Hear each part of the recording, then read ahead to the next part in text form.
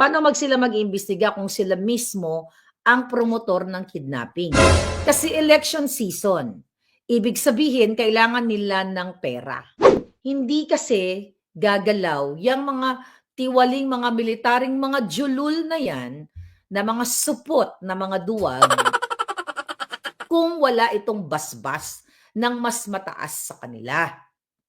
Okay? Kung kaya ni Lisa Marcos at ni Bangag Jr. na mahigit 1 taon ko na sila, okay, na ini-expose dito na sila ay sangkot, hindi sangkot, mismo, hindi ko sila nakusan, mismo na sila ang nag-facilitate ng kidnapping ng 2 anak ni Sheena, yung tinatawag kong distressed mother, how much more kung ito ay $20 million ang involved. Kung bago ka lang dito sa NTPH, maaari bang makahingi ng isang like at subscribe? At huwag kalimutan pindutin ang notification bell para ma-notify kapag may ganito tayong upload. Salamat kabayan! So kahapon, actually nanood ako ng indignation rally sa Cebu, like campaign rally, kung saan talaga naman ang rockstar na Pangulong Duterte ay walang kakupas-kupas. Right, Zorro? So, kaya naman ang mga bangag ay umiikot ang tumbong. Doon sa sa Cebu na kung saan itinaas ni Pangulong Duterte ang mga kamay ng mga kandidato na gusto niyang ipakilala sa inyo. Siyempre, nauna na dyan ang mga national candidates katulad nila Attorney Vic Rodriguez, Congressman Marcoleta, and Jimmy Bondoc, at the rest of the PDP Lapans. So yan ay itinaas niya at doon sa kaniyang napakahaba at masayang mga komentaryo, talaga namang impromptu, walang script, ay sinabi ng Pangulong Duterte na ang bangag ay, ang exact word niya, Marcos Jr. is veering towards dictatorship. Actually, hindi yan ngayong moment, ngayong taon, 'di ba, na lumihis na ang bangag na si Marcos Jr. na Addictus Benedictus. Okay, kung hindi nyo pa alam kung anong Addictus Benedictus, JODIC certified sumisinghot ng ipinagbabawal na gamot o na pulbura o kung ano man yung buwaka ng inang yan. 2002 pa lang, nung nakita ko na ang kademonyuhan ng mga buwaka ng Genemes, doon pa lang, pinagpatuloy na ni Bangag Jr. at ni Lisa Tanas ang diktadurya. Noon pa lang, bingid sa kaalaman ninyo, noong 2022, bago pa umupo si Bangag, si Lisa Tanas at si Bangag Jr. ay nakikipagsabuatan na sa kanilang mga business partners katulad ni Francis Lloyd Tichua kung paano mangidnap ng mga kabataang walang kamuwang-muwang. Okay? Kaya naman, sa panahong ngayon, 2025, kaliwat kanan na yung mga batang nawawala at kinikidnap. Recently, ayan, nagba-viral ang post natin no, sa Boljakan sa ating Facebook. I hope naka-follow na kayo lahat sa ating mga Facebook page. Dahil alam nyo naman pinupunterya tayo ng mga buwakan ng Genemes. Okay. So, bakang pumapali ang boses natin ngayon. Okay. So ngayon mga palangga, may na-forward sa atin na information coming from the mga matitipuno. Okay, na mga matitipuno na hanggang ngayon is supot pa rin. Pinost natin to na merong kinidnap na 14 na taong gulang na bata na nag-aaral sa British School of Manila o sa International School na kung saan dinukot siya para manghingi ng ransom sa kanyang pamilya. Now, $20 million. Not pesos, kundi $20 million. Well, basahin ko lang sa hindi pa nakatalupangod.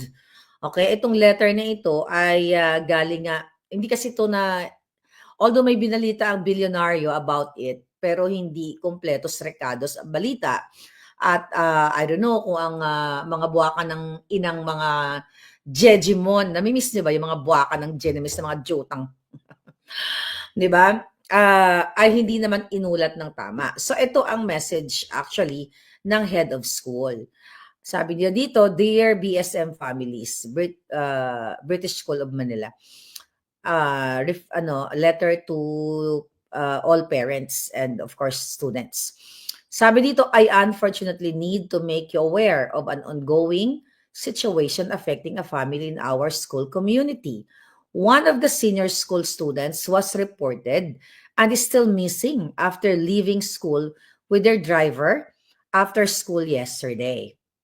All right. This was February 2021 dated yata ito. Wait, kasi 2020 nangyari. Okay, we are working closely with the family and authorities to support the investigation. At this time, we do not have further details to share and kindly ask that you avoid speculations and respect the privacy of the family during this difficult time.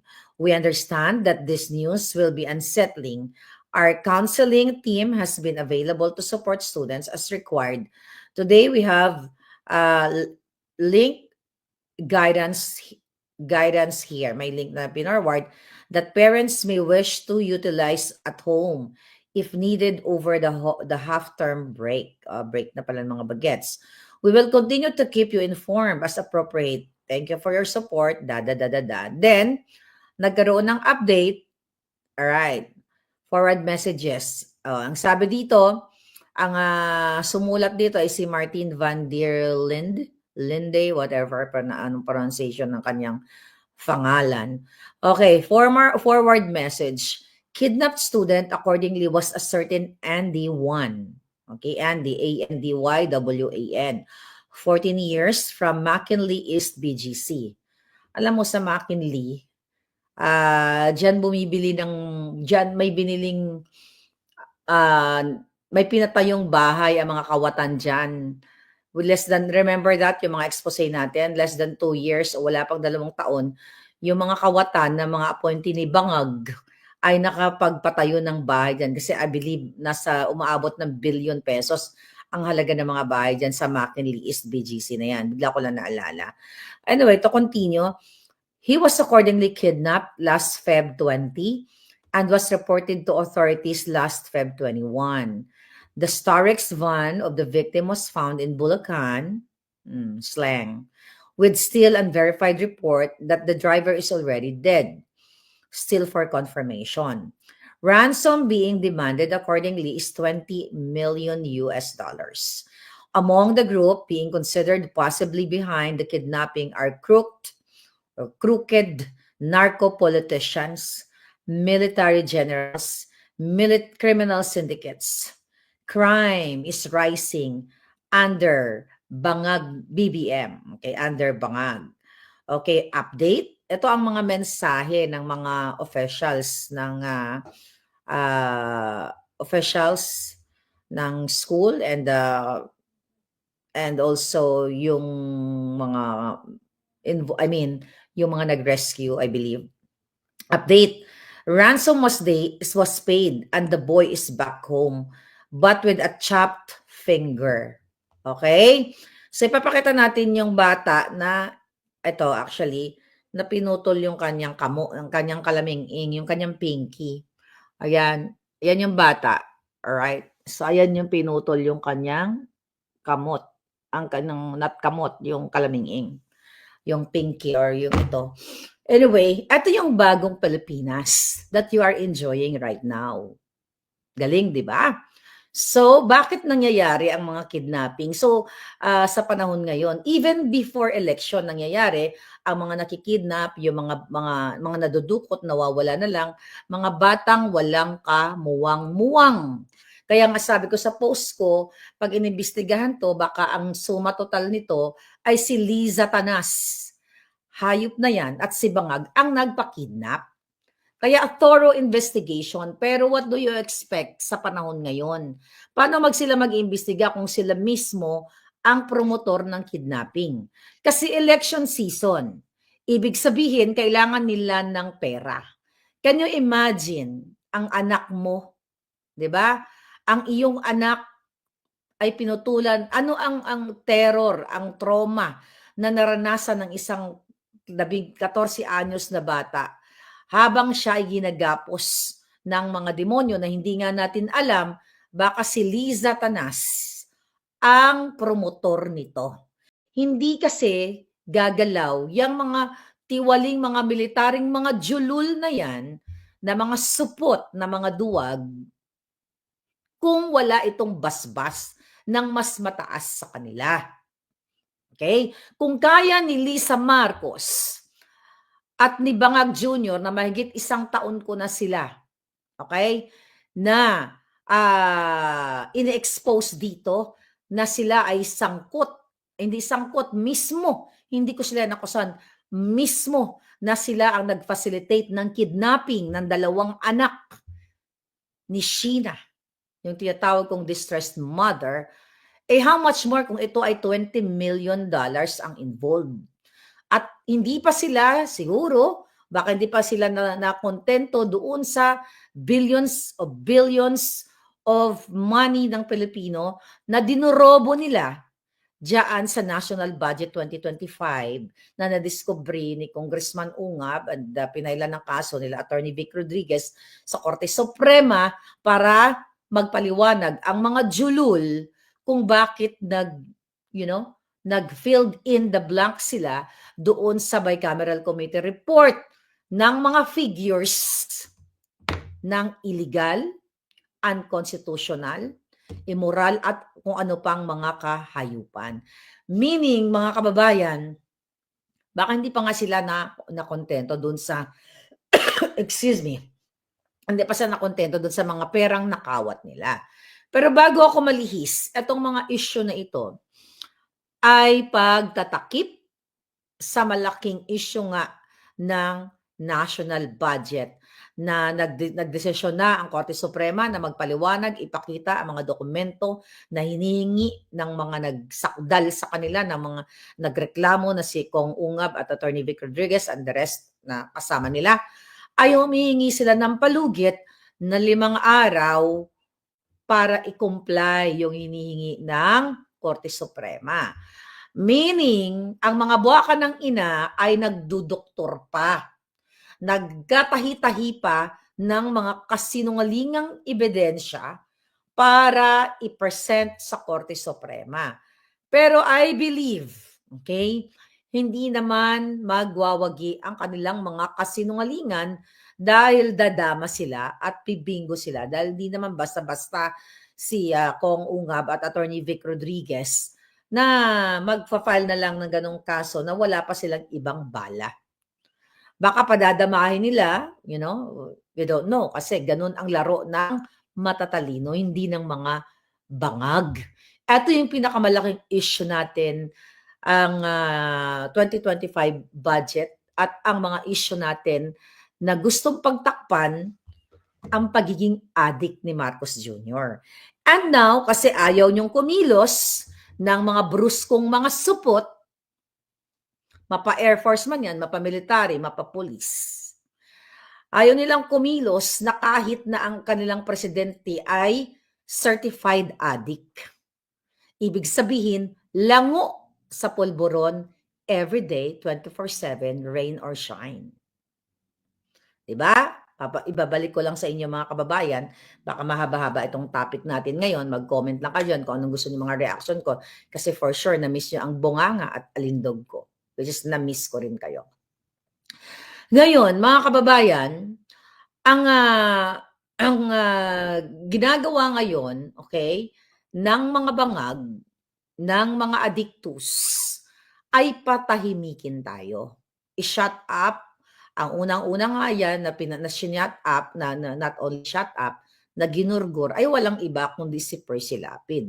Kung nasa Pilipinas nga lang ako, baka ako ang nauna kay Percy Lapid. Dahil ako although nauna si the late Percy Lapid, nag-expose sa inyo ng kahayupan ni Bangag.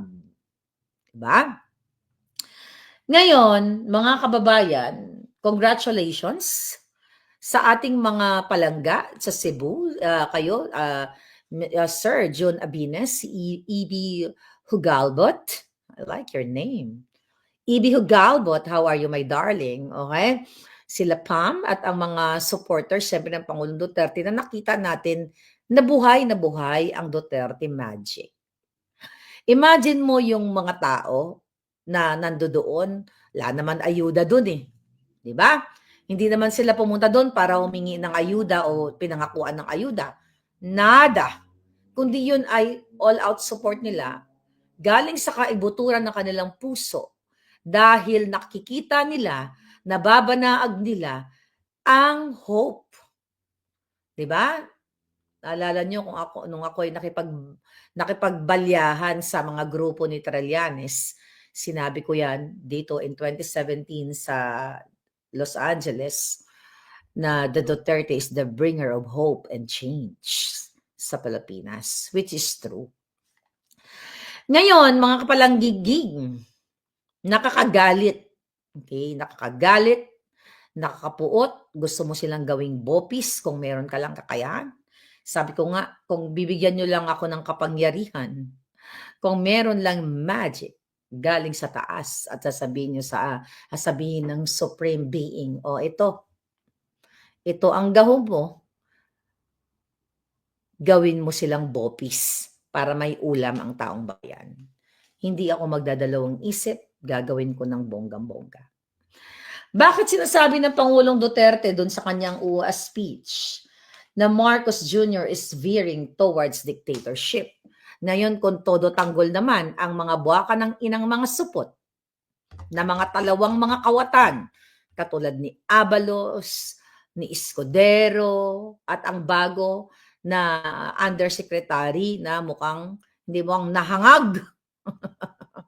Yung kapangalan ko, oh my God. 'Di ba? I will talk about her a little bit. Actually,